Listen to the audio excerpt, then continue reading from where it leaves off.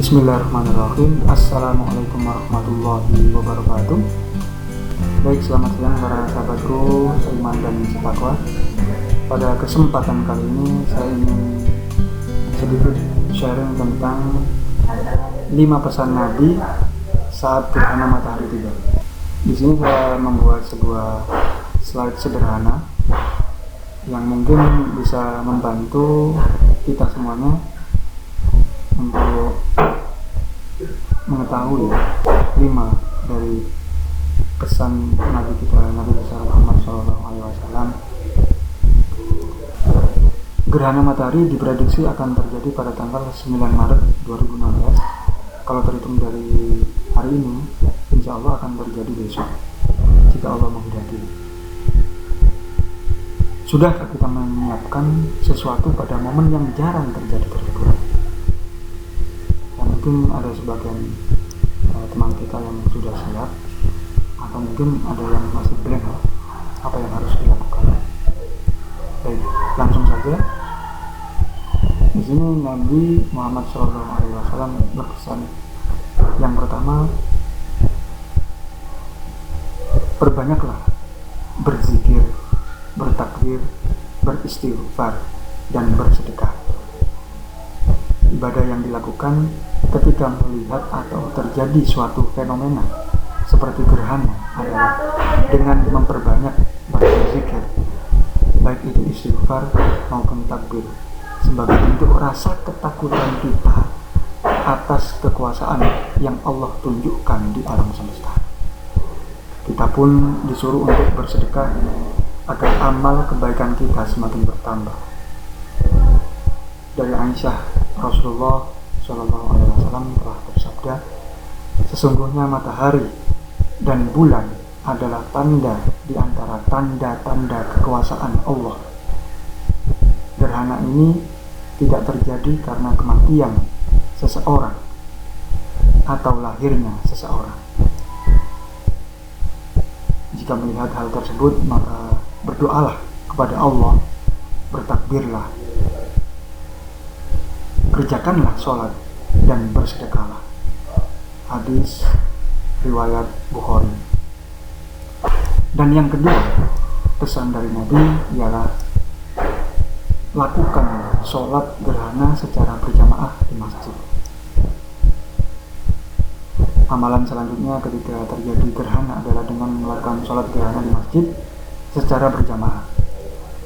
Namun bukan kesalahan juga ketika kita sholat gerhana di rumah masing-masing. Yang jelas berjamaah akan lebih besar keutamaannya dibanding sholat sendiri-sendiri. Ibnu Hajar mengatakan yang sesuai dengan ajaran Nabi SAW adalah mengerjakan sholat gerhana di masjid. Seandainya tidak demikian, tentu sholat tersebut lebih tepat dilaksanakan di tanah lapang, agar nanti lebih mudah melihat berakhirnya gerhana. Dikutip dari kitab Fathul Bari, sholat gerhana secara berjamaah bukanlah syarat, karena Rasulullah juga pernah berkata, jika kalian melihat gerhana tersebut maka sholatlah. Hadis riwayat Bukhari. Pesan Nabi yang selanjutnya ialah wanita diperbolehkan ikut sholat bersama kaum laki-laki. Dari Asma bin Abi Bakar, ia berkata, saya mendatangi Aisyah radhiyallahu an ketika terjadi gerhana matahari. Saat itu manusia tengah menegakkan sholat. Ketika Aisyah turut berdiri untuk melakukan sholat, saya bertanya, kenapa orang-orang ini? Aisyah mengisyaratkan tangannya ke langit seraya berkata, Subhanallah, Maha Suci Allah. Saya bertanya, tanda gerhana? Aisyah lalu memberikan isyarat untuk mengatakan iya. Hadis riwayat Bukhari.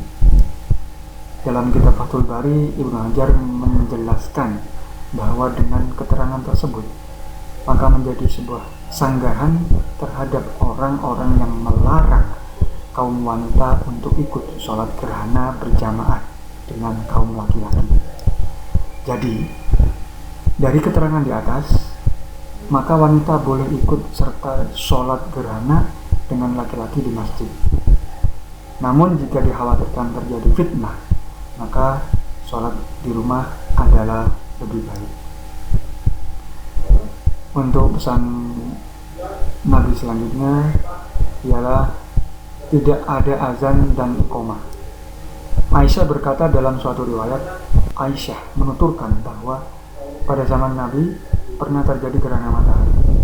Beliau lalu mengutus seseorang untuk memanggil jamaah dengan ucapan as-sholatul jami'ah. Mari kita lakukan sholat berjamaah. Orang-orang pun berkumpul dan Nabi lalu maju serta bertakbir. Beliau kemudian melakukan rukuk 4 kali dan sujud 4 kali dalam 2 rakaat. Hadis riwayat Muslim. Melihat hadis tersebut, maka Rasulullah tidak menyuruh manusia untuk mengumandangkan azan atau iqamah. Yang ada hanya sebatas seruan untuk melakukan sholat gerhana secara berjamaah. Untuk yang terakhir, pesan dari Nabi kita yaitu melakukan khutbah setelah gerhana. Melakukan khutbah setelah terjadinya gerhana merupakan ibadah yang dilakukan oleh Imam Syafi'i, Ishaq, dan beberapa sahabat lainnya. Aisyah menuturkan bahwa di zaman Rasulullah telah terjadi gerhana matahari dan beliau bangkit serta mengimami manusia dan memanjangkan berdiri. Setelah melakukan sholat gerhana, Rasulullah pun kemudian berkhutbah. Itulah 5 ibadah yang dilakukan ketika momen gerhana tiba. Semoga kita bisa melaksanakannya pada tanggal 9 Maret besok dengan sebaik-baiknya. Amin. Dan untuk materi ini saya kutip atau saya ambil dari kabarmekah.com, kabar Islam terkini. Mungkin teman-teman bisa membuka situs tersebut. Semoga bermanfaat. Wabillahi taufiq wal hidayah war ridha wal inayah. Wassalamualaikum warahmatullahi wabarakatuh.